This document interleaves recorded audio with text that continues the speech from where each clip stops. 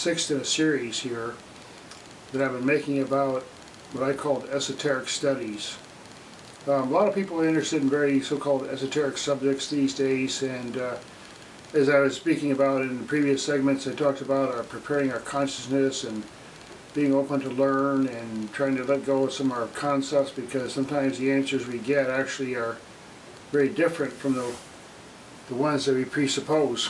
And a lot of people are like me. When they start to meditate, they imagine, they read all these books and say, well, there's all these so-called states of consciousness, and I get these initiations and I go along this certain path, and maybe I jump onto this mountain and that mountain. So-called states, you might say. And actually what I've discovered over the years is that it's really a lot more fluid than that. Our consciousness is fluid. And just like in aviation, for example, now I'm a pilot, I can solo on a small airplane. And there's a very interesting phenomenon that happens when you start to solo, because all of a sudden you look in the seat next to you and there's nobody there. And it's like all of a sudden, okay, well, I can fly this plane because I know what to do now, you see. Now, once we understand our consciousness, there's an understanding of, just like that vehicle, okay, now I know how this thing works.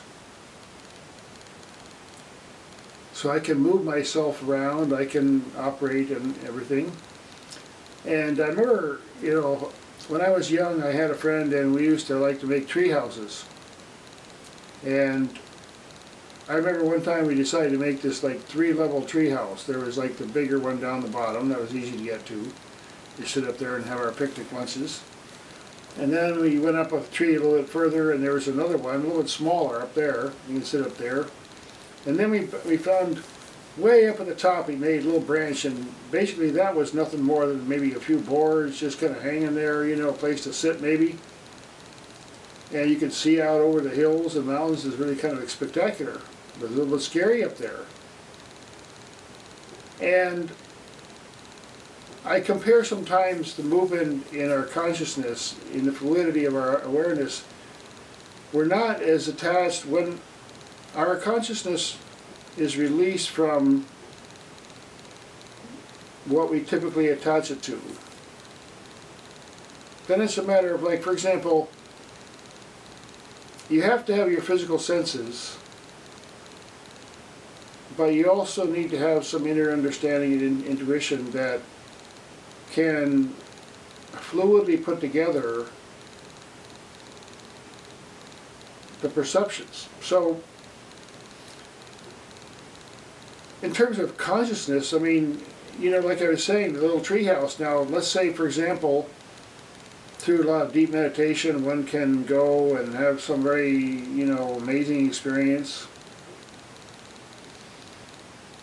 But it's not necessary. For example, just like I said, that tree house, you know, you climb up the top branch and say, well, I can go there now. And if you're like a bird in a tree, you can go anywhere up and down this tree if you want, whatever. And maybe actually most of the time you take shelter in a certain center of the tree. You have a little nest there or whatever. But you know that, you know, in the morning, get up and say, okay, well, I'm going to go up the top of the tree now and just take a, you know, look around and just take off somewhere. So our awareness is a vehicle. In other words, instead of feeling like the horse, and there's this charioteer whipping us, go, go, go, do this, do that, do this, do that, think this, do that, then we become the chariot driver and say, wait a minute, hold on a second here. I think I'd like to go over there, or I'd like to go over there. So our attention, when it's more released from what we get focused on, what we get distracted by, we just unclutch it. There's a simple letting go, for example, that happens. And it reminds me of a funny story I heard, that the way they catch monkeys in this one part of the world, I don't know where it was, but I heard about it. And they would, what they did, the villagers would make these big clay pots, kind of like with a very narrow neck. And inside there they put something that the monkey liked to eat. So the monkey would come along and stick his hand in there, and then he'd get that mango or whatever, try to hold on to it, pull it out, couldn't get it out, couldn't get it out, couldn't get it out. And all of a sudden he's running around, he can't get it out, he doesn't know what to do. He's stuck with this thing. And so they catch the monkey. Now, and think about that for a minute. Just let go of what you got, run away. So, as far as states of consciousness, it's a matter of saying, look, you know, you have a boat, and most of the time you think, well, this boat is always tied to shore, and you never realize that you can leave the shore. You can take this boat and you can go somewhere else and come back.